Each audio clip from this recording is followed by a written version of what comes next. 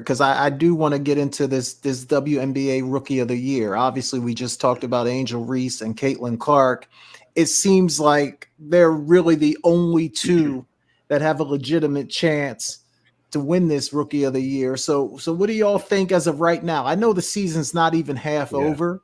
And we still got a long way to go. They're going to take the Olympic break and all that. So there's still a lot of basketball to be played.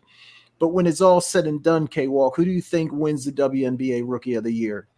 Well, tell me this. Who do you think wins it? And then also, who would you give it to? So two different questions. Yeah, I think that you would give it. I mean, you would. I think Caitlin Clark wins it if both players continue to play the same way they've been playing up to this point, which we expect them to do. I think Caitlin Clark 15 right now, 15-5 or 15-6-7, somewhere around there. 15 points, I think almost 6 rebounds or 6 assists, 7 rebounds. I don't have the number. I know it's 15-5-5 at some point, ladies and gentlemen. But yeah, I think that's good. And she started off rough. She's been, I think she's starting to understand the game, the physicality of the game, the speed of the game. You can see it starting to slow down for her. And as far as taking those hits, she's showing how to avoid that. But Angel Reese and doing what she's doing. No rookie has done this before. Just 8 straight doubles, 26 and 13 on Sunday in a winning game against Caitlin Clark, mind you. It came down to that. So with that being said, I think Caitlin Clark gets it, but I think Angel Reese should win it, in my opinion. So you think they'll give it to Caitlin, but Reese would get your vote. Reese would get my vote, yeah, but I think they're going to give it because everything we talked about Caitlin Clark. I just think it's just a no-brainer. Britt, where are you at on this? They're both having historic seasons. K-Walk pointed out that the 8 straight double-doubles for Reese. Caitlin Clark, 15-5-5. Her and Jackie Young are the only 2 players in the league averaging at least 15-5-5. So they're both doing things as rookies that have never been done before. But Britt, who do you think wins it, and which one of them would get your vote? I don't know. I might be leaning towards K-Walk as far as with all this popularity, I just feel like it might be a huge uproar. Caitlin Clark don't get it. And all her fans, once again, will create something out of nothing. And granted, like you said, Jay, she's playing fantastic as of right now.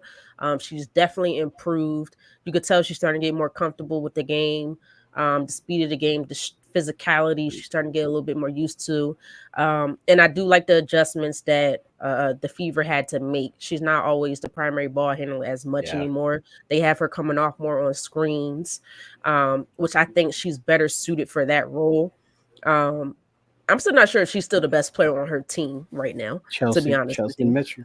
Right. Chelsea Mitchell. Aaliyah's Boston's play has drastically improved since the beginning of the season as well. And I think that had a major impact also.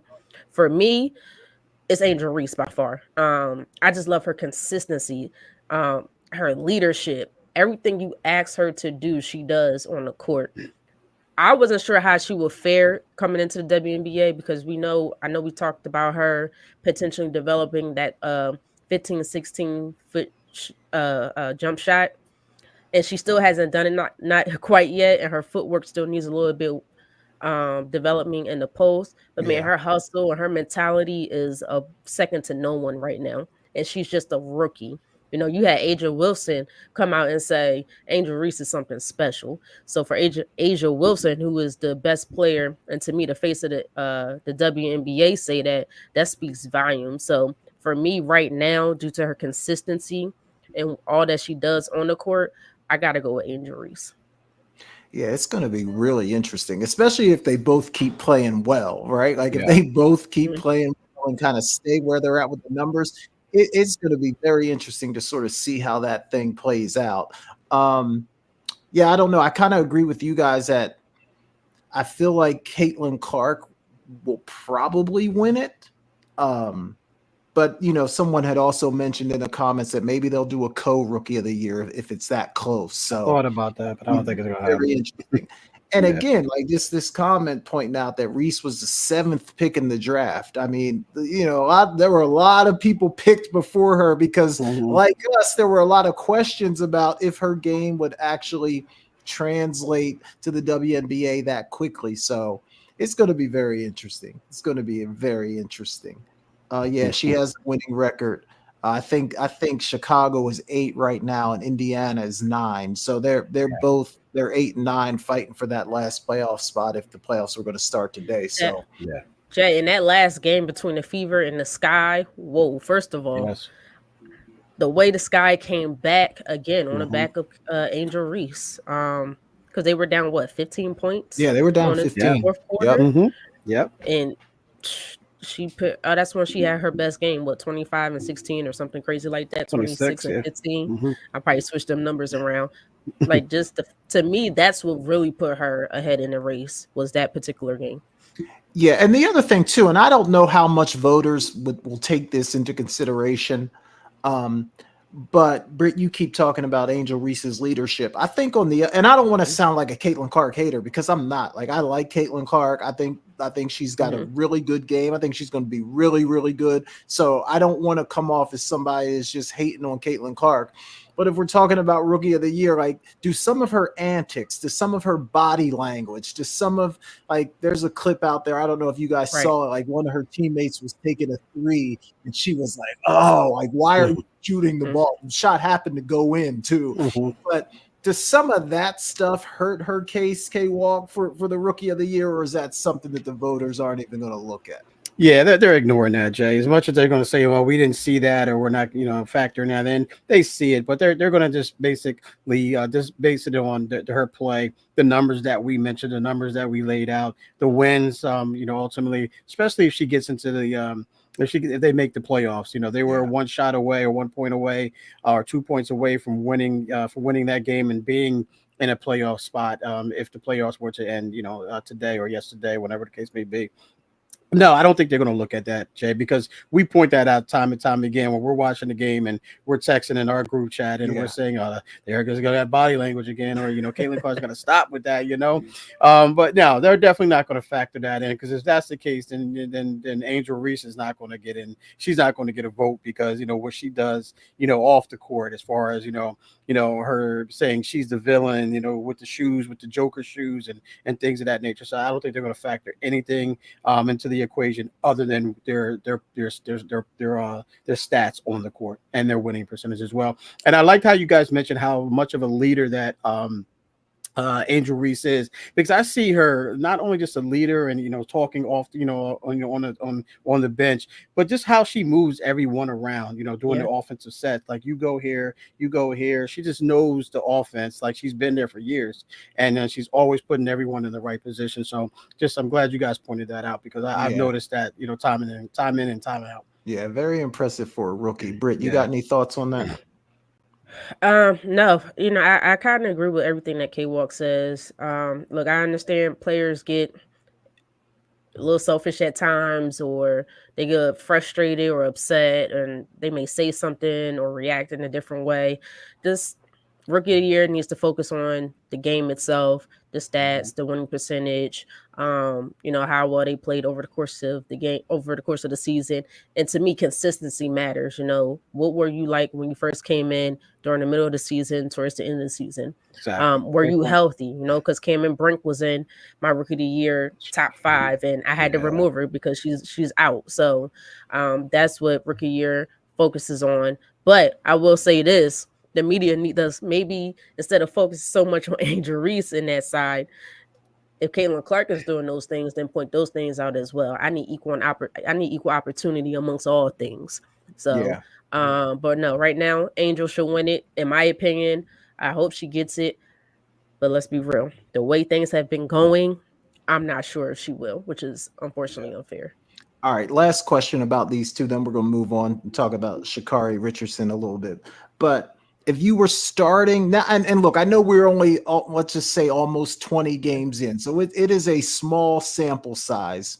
But if you were starting a team and you could take Clark or Reese for the next 10 to 15 years, who you going with, Britt? If you're the GM, You got Oh. the draft pick. Clark and Reese are available. Who do you want to be the cornerstone of your franchise? Are we throwing in Rakia Jackson? If you want, yeah, you could take her. I mean, I'll be honest with you, I it wouldn't be neither one of them. I know I'm crazy. For me, it would be Rakia Jackson. I'm okay, telling you this now. okay, Is that an option? Is that an yeah. option, Jeff? If you want Rakia, take her. You can take Um, Rakia. me because Rakia, she does everything. She can shoot the ball well. She plays defense. She gets rebounds. She can assist. She's a playmaker. You know, right now she's still trying to get comfortable, but she's starting to get comfortable. I think at one point her last so many games, she was averaging like 15 points. One game in there, she was just Yeah, she's been up and down, but the talent is there for yeah, sure. it was up yeah, it was that one game. It was like, but that talent, I think she'll end up being the best. She might not have the best career because that depends on the team and your team players, your team members. But I think she'll end up being the best overall talent in this particular draft. I would take Rakia Jackson. Okay. World Breaker in the comments is calling me out right now. He said, out of those two, that is hard. She does that, World Breaker. She does that. I do. You may not see it on Fridays on Man Down Sports, but on here, I might do it every so often. That is hard because look, Angel Reese, although she doesn't have necessarily the scoring ability, her hustle and her mentality, her leadership, like she creates that overall culture that you want in that locker room. So it's like, do I start with that? And she'll get it done in her own way on the court, and I have to surround her with the right players. But then Caitlin Clark, she's already coming out being the best shooter in the daggone draft class, right? And her playmaking abilities to me is amazing. I love how she reads the court. She got to develop her right side. She's still going too much into the left. She still has to develop that right side and be able to do different things coming off that right. But who are you taking, I'm sorry, Britt? guys. I know I'm going around Jay. You calling me out?